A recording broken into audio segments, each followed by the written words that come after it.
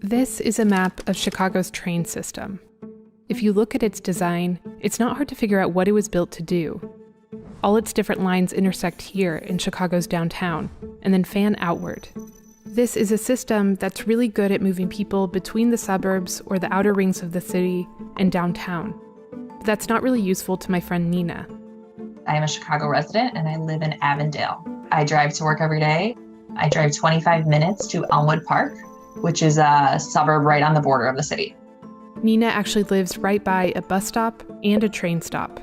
But if she commuted that way, I could take the bus down Addison, but the bus route stops at the border of the city. So it would be a pretty long walk, like 45-minute walk maybe.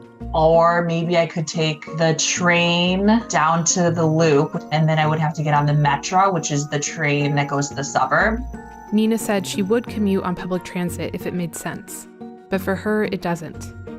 Transit systems across the U.S. were built to serve a very specific type of commute, from outside the center of the city to inside it.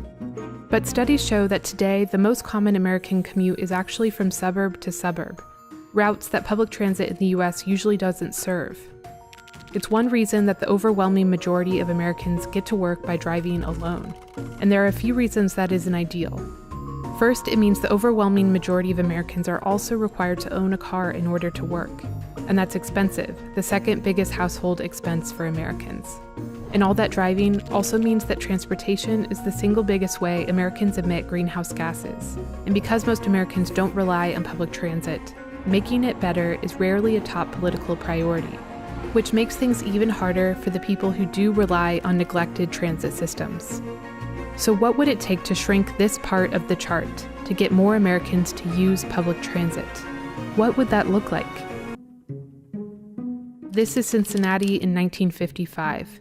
It's what a lot of American cities used to look like. There were some highways, but most of the city was on a grid, which made it easy to get around either on foot or on public transit, like streetcars. But around the same time, a huge government infrastructure project changed the U.S. dramatically. New interstate highways were built from coast to coast, many of them running right through the downtowns of many cities. Today, Cincinnati looks like this. Instead of a grid, there's a tangle of highways. It makes some neighborhoods almost impossible to get to on foot. And if you don't drive, it's hard to get around the city at all. The same thing happened in countless other cities too, like Detroit and Kansas City. And as cities expanded outward along those highways, one kind of American neighborhood flourished. Entirely residential, filled with single-family homes. And because they were spread out instead of dense, they also changed how Americans got around. Living there required you to travel a lot farther for just about anything. By 2020, a study found that the average workday distance traveled for Americans was 7 miles. Now, if you're a driver, that doesn't sound long at all. In fact, in your head, you might be thinking that only takes 10 minutes. Adi Tomer co-authored that study. It's a biking distance that is both strenuous and potentially unsafe. And for pedestrians, it's a nearly impossible distance to traverse in any kind of reasonable time. By seeing these kind of travel distances, we understand the consequences of what we've built. Automobile-oriented neighborhoods. A later approach to neighborhood planning has created places that look more like this.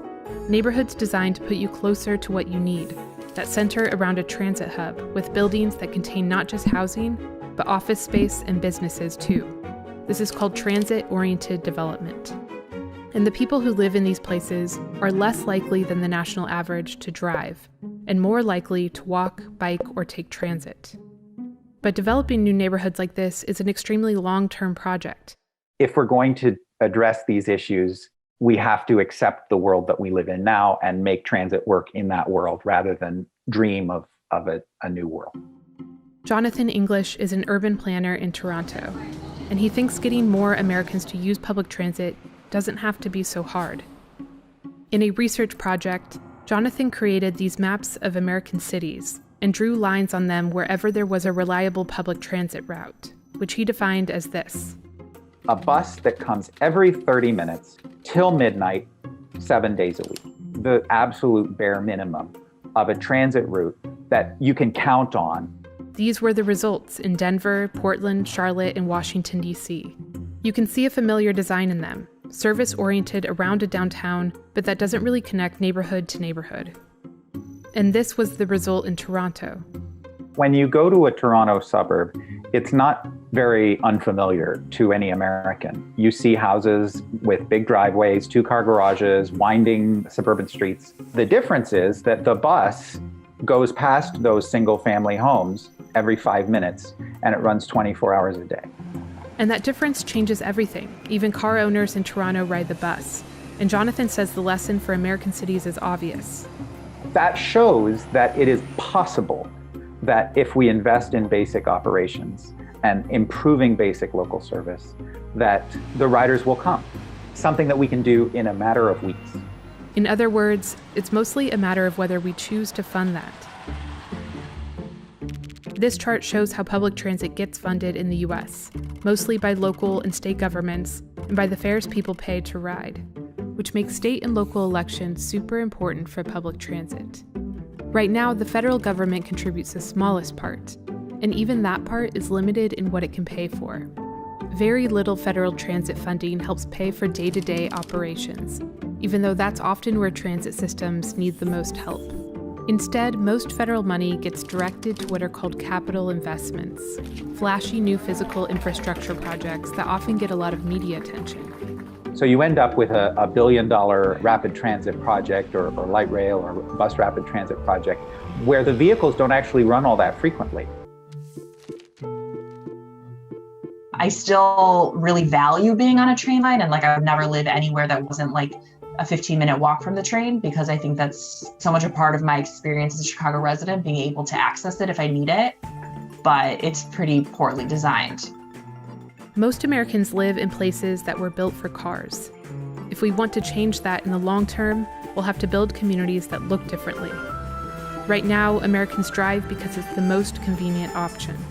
But that also means that you don't actually need to transform a whole country to get more people to ride public transit. You just need to make it convenient enough that they want to.